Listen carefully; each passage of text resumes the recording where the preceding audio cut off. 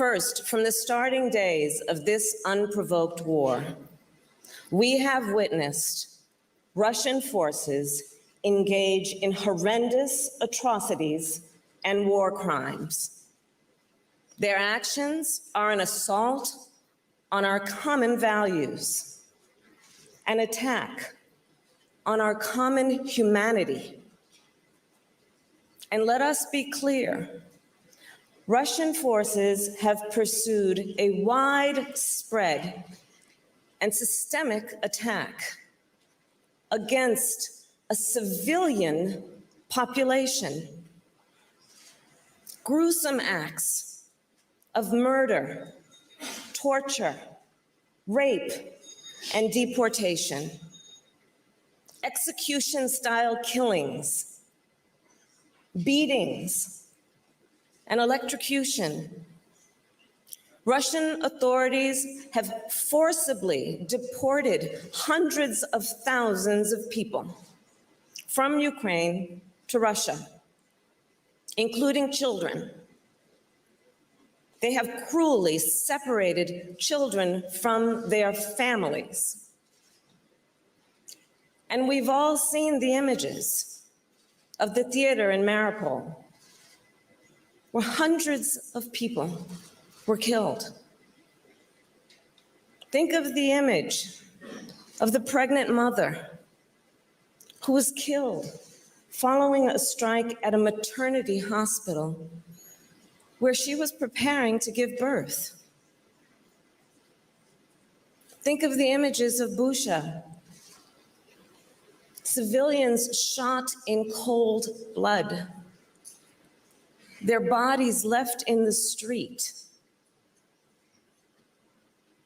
The jarring photograph of the man who was riding his bike. Think of the 4-year-old girl who the United Nations recently reported was sexually assaulted by a Russian soldier. A 4-year-old child.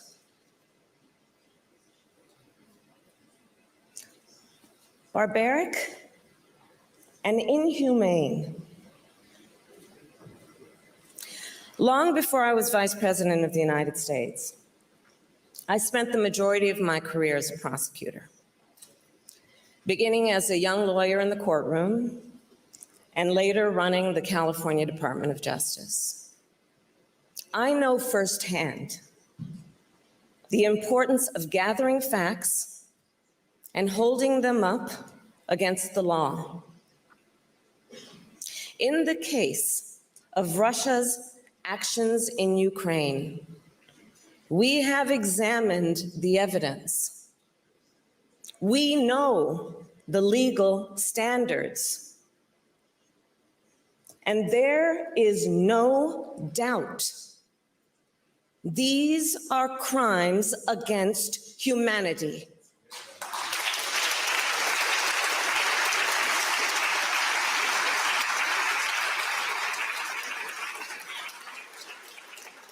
The United States has formally determined that Russia has committed crimes against humanity. And I say to all those who have perpetrated these crimes and to their superiors who are complicit in these crimes, you will be held to account. In the face of these indisputable facts, to all of us here in Munich, let us renew our commitment to accountability. Let us renew our commitment to the rule of law. As for the United States, we will continue to support the judicial process in Ukraine and international investigations, because justice must be served. Let us all agree on behalf of all the victims, both known and unknown, justice must be served. Such is our moral interest.